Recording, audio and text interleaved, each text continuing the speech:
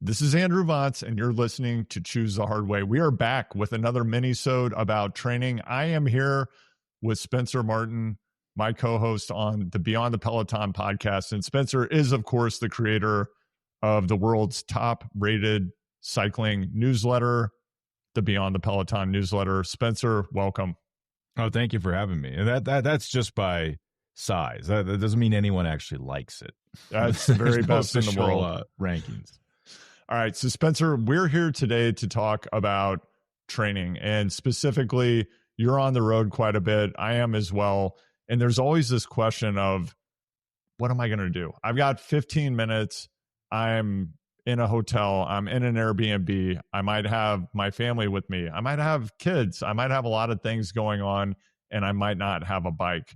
So this is a situation I know a lot of us run into. And there's this question of, what do I do? How does it break down for you? Walk me through your thinking. This is a rich question. I mean, so let's just start with the easiest level of difficulty. You're on the road alone. Let's say you have a little bit more time. It's like paradise. You're even renting a bike. You're going for a bike ride in Richmond Park. I think the key to this is you got to have the routes downloaded on your Garmin, because otherwise you're going to be spending, the whole time on your phone. You're looking at the Google Maps, but just get something down on the Garmin, rent a bike, you go. That's the easiest. Second easiest, you're on the road alone, 15 minutes, as you say. That's not a lot of time, but does your hotel have a gym? Perhaps it does. You can go down to the gym, do some burpees, do just a circuit workout. Never stop moving. That was like in my high school weight room. It was like you were never allowed to stop moving. It's like you have to be in continuous movement. There's no rest. The rest is the workout. It's like do burpees, do a circuit workout. You can do that. Maybe get on this. Here's an underrated thing, Andrew, that I think as a society we're uncomfortable with. Get on the treadmill and sprint for 5 minutes. See how that feels. That's probably a pretty good workout. Get on, if there's a Peloton, I don't know, ride at 375 watts for 15 minutes. There's this thought that 15 minutes is not enough time. You can make it enough time by just going harder. There was this is a little extreme, like a Simpsons writer who, instead of doing traditional workouts, would just sprint up and down his driveway, as hard as he can. And everyone made fun of him. But, that's essentially just a high intensity workout, and you're doing it multiple times in a row. I think there's a thought that 15 minutes is not enough. It is enough. Okay, now we're getting to the more difficult things. You're with your family on the road. Dear Lord, can you even get a workout in? Well, you could try. You can get away. I mean, the most fertile time is before they wake up. You wake up, you go on a run, you do some push-ups, do some pull-ups. Are you in a barn type chalet? Do some pull-ups on a hanging beam if you have it. Did you bring the TRXs so you can set them up? But here's that's perfect in theory. In reality, I overslept a little bit. The kids got up early because they're not used to these beds. Now you're up with the kids. But this all is not lost. You're with the kids, and I have younger kids than you, so they need kind of a lot of attention. But here's what I have started to do. They're up, they're eating. Maybe you could, let's do some, I don't know, bring a jump rope. Do some jump rope while they're eating. Now they're active. Put them on your back. Do some push-ups. That's what I've been doing recently. Everybody stack on dad. We're doing push-ups. Just you got to do, it's you're like Jason Bourne fighting off someone in his apartment. You have to use all the things around you to try to get a workout in. Sometimes I'll hold the kids, do some squats, use them as weights. Now everyone's involved. Everyone's happy. But I think, and this is a level I'm not as good at as you. You're out. You could also I don't know, maybe you're on a hiking vacation, throw those kids on your back. Now you're rucking. But you're out, you're doing an activity. This is, I think, mentally the hardest one to get over. You're at soccer practice, say, or doing something. You bring your own items. You're bringing a sandbag. You're bringing weights, and you're just working out while the kids are doing. My kid was at a pump track when we were on vacation. I could have been doing anything during that. I didn't do it, but I could have been doing my own circuit workouts and things and whatnot while he's having fun. And I think that's where you're really good at that. And I think a lot of people could utilize it. My question for you is, have you just ascended past you don't care if people are oh, look at that goofy guy working out. You're just past that, I guess, I assume. I think whatever people want to do when they're at their kids' practice is fine. I also think something that you can do is, yeah, you can bring your training equipment with you and locate, for example, a tree near the field. I like to put up the TRX. I might bring a sandbag. I might bring a pair of 25-pound dumbbells. I will say this past Saturday, my son had his final flag football practice of the season, and he made a specific request. Dad, don't work out during the practice. I want you to sit on the sideline and watch me 100% of the practice, which is fair enough. More than anything else, I value being a present parent, which I think for everyone is an extremely difficult thing to do. When my son made that request, I have to say, Spencer, it was very difficult for me to just stand there on the sideline and watch for a full hour, even though I love my son and it was awesome to watch him play and have fun. In that instance, that's what I did. And then you know what? That meant I had to figure out, how am I going to get in a time efficient workout during a different part of the day? When it comes to travel, I wanted to note a couple of things in response to what you shared. Number one, Spencer, you're quite a bit younger than me. If you're over the age of 40, please warm up if you're going to sprint at all. And if you're going to do any running, sprinting, I can't tell you how many people I know, especially people that are former D1 athletes or serious elite athletes as they're aging.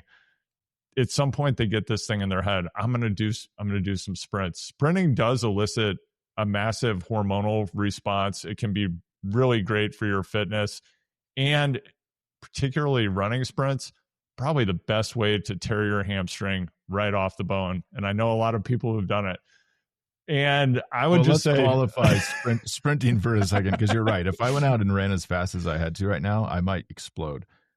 But you could just start at a walk, and then, like, this is what I do at my house. It's like go faster and faster. If you're going 6-minute miles on a treadmill, it feels like you're sprinting as fast as you can. So definitely, it's an extended hard run effort, maybe not a full out sprint.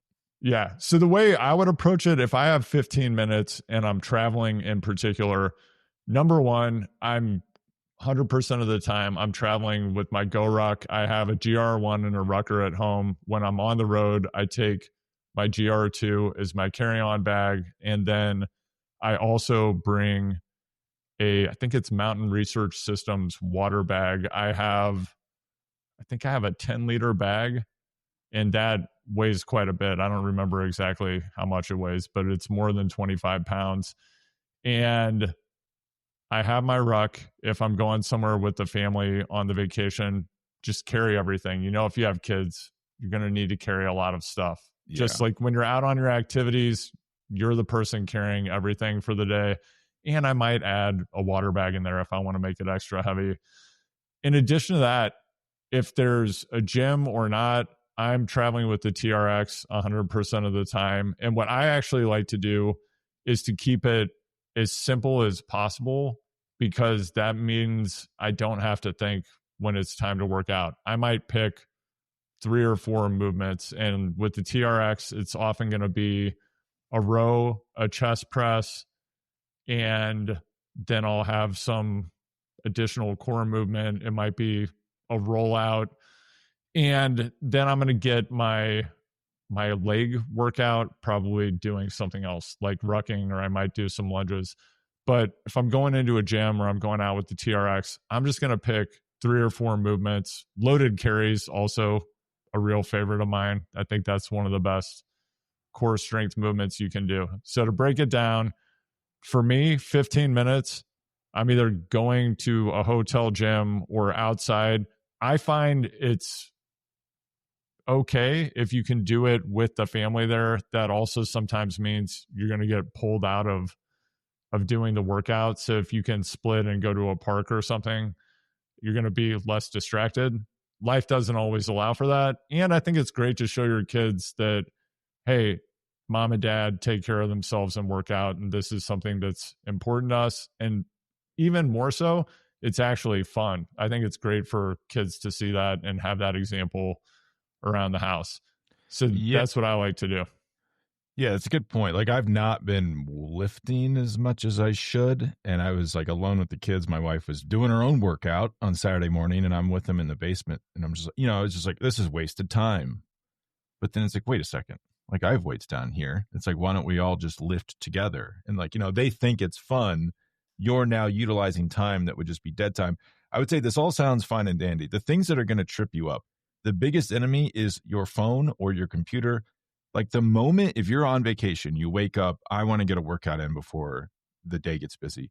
The moment you log onto your phone, you get onto that social media, that email, you've torched 30 minutes. You know what I mean? It is just torched, light it on fire. So if you can do anything before you look at your computer or your phone, I find that to be you're gaining time. You're pulling time out of thin air. Same thing on the road. If you're on the road for work, my enemies, I wake up and I say, I'm going to have a cup of coffee and look at my emails. 2 hours, just torched right there. So just get to the gym or do whatever you're doing before you get sucked into the hamster wheel of modern society. And then I find you are actually processing the digital world a little bit better if you get that workout in before you do it. Another thing is it's just redefining what is an acceptable workout. I find it hard, like the more you are into working out, the harder it is to redefine that. Like, for example, you're in London, you don't have a bike, you just have running clothes and running shoes. Go rent a city bike and go on an hour-long ride. Like, that's what I do sometimes.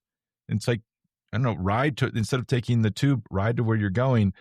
Or even this weekend, I'm with my kids we have to go somewhere, have a cargo bike. It's like, all right, get in. I'm going to turn the motor off. And now I'm riding 400 watts around town, trying to get them places. Like, that type of stuff can be a workout, but you almost don't perceive it to be an opportunity to do so because you have a preconceived notion in your mind of what working out is.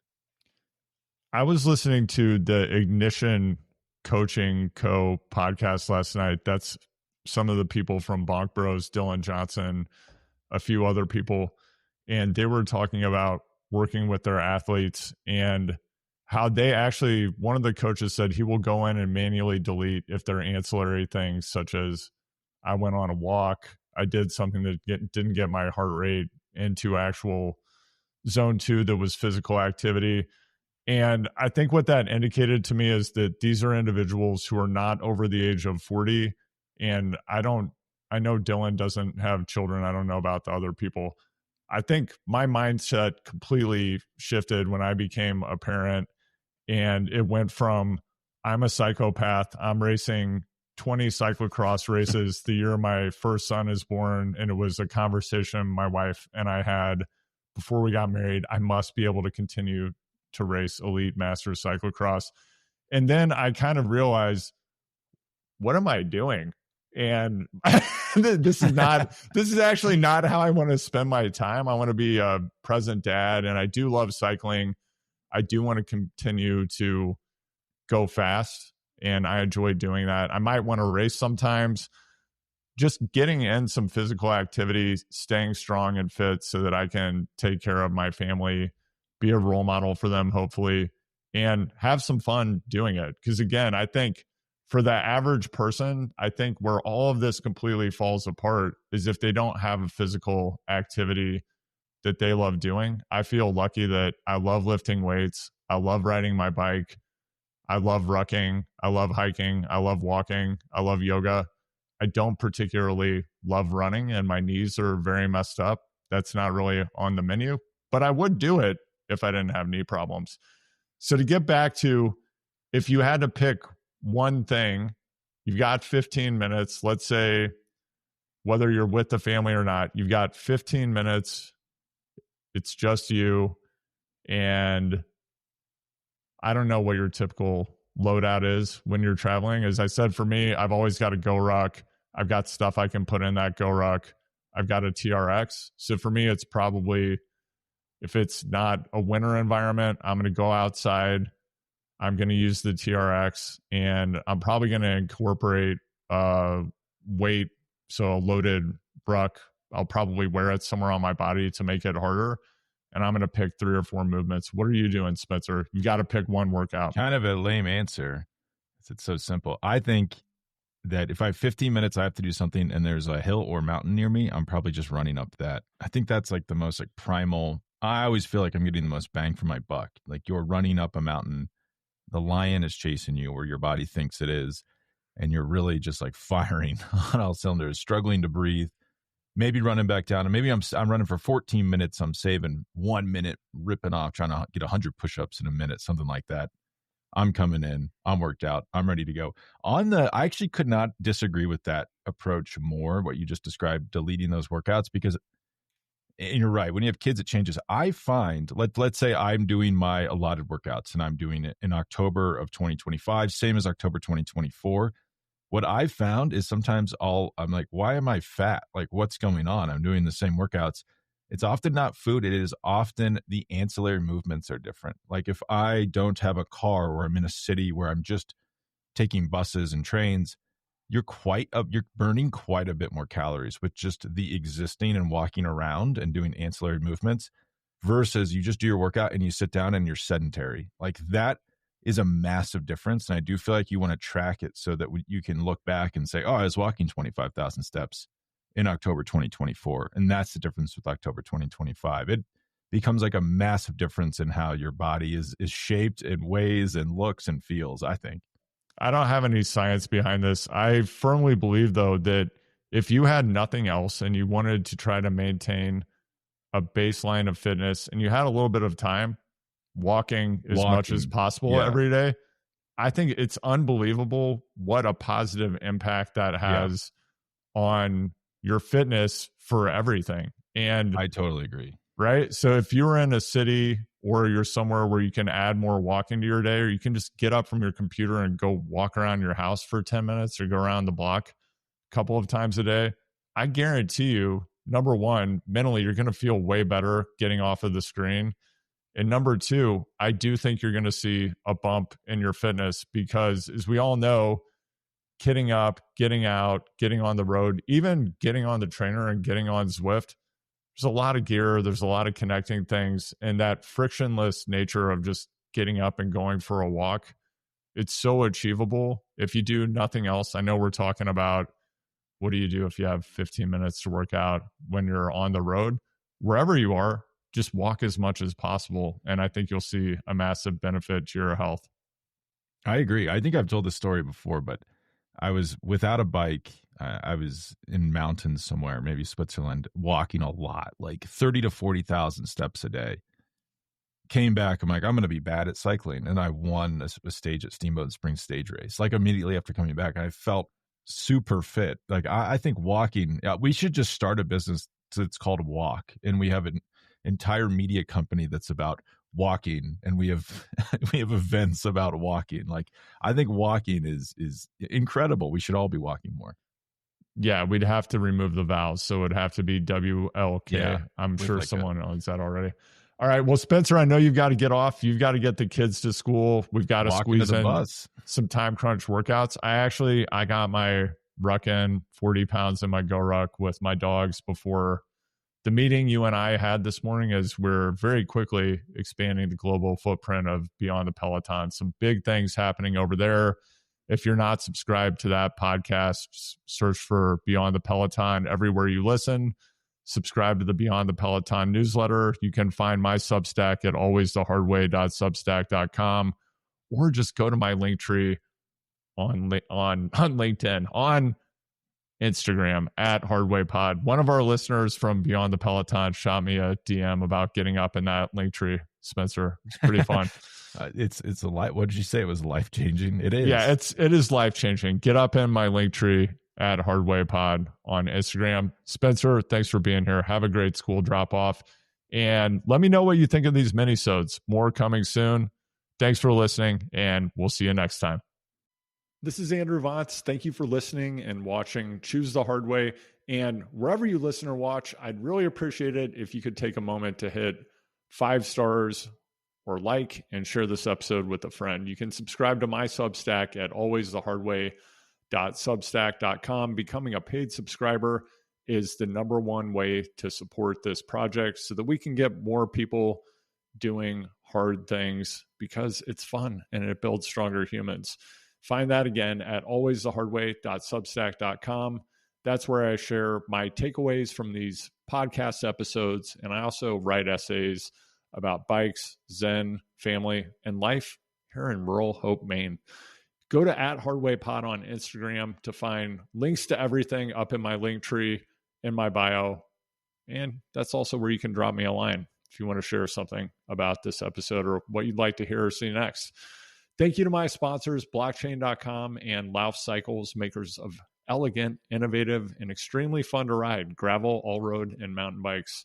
For senior executives, professional athletes, and political leaders, podcasts are not optional anymore. They're mission critical. That's why I started up One Real Voice. It's the consultancy where I coach leaders to help them thrive in high stakes, open-ended communication formats like podcasts, fireside chats, ask me anythings, you name it. These are the spaces where real influence is now built. If you have a podcast or you're starting one, I also provide strategic guidance to help you create a roadmap that works today and over time. And if you're a high-profile person swamped with inbound, trying to figure out how do I navigate this podcast landscape, I can help you do that too, to create maximum impact and the best use of your time. Set yourself up to win from the beginning and keep winning with every podcast appearance or episode. That's what I help you do at One Real Voice. When you're ready to be great, DM me at HardwayPod, or you can email me at hello@onerealvoice.com. And thanks for being here. Go do something hard this week and have fun.